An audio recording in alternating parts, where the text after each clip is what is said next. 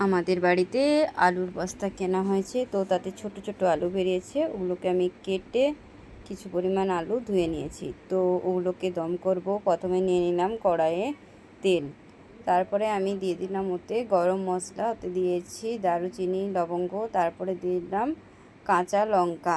কাঁচা লঙ্কা দেওয়ার পর আমি দিয়ে দিলাম ওতে রসুন বাটা। রসুন বাটা দেওয়ার পর আমি দিয়ে দেব ওতে আদা বাটা, দিয়ে ওটাকে ভালো করে একটু ভেজে নেব।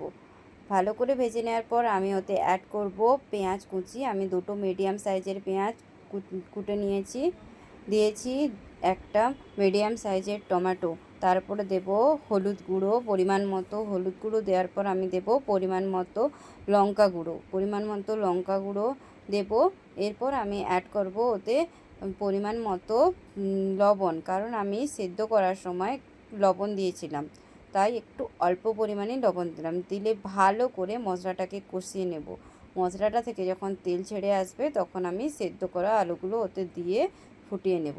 নিয়ে আমি নামিয়ে সার্ভ করলাম। আলুর দম লুচির সাথে খাও, মুড়ির সাথে খাও, যা কিছুর সাথে খাও।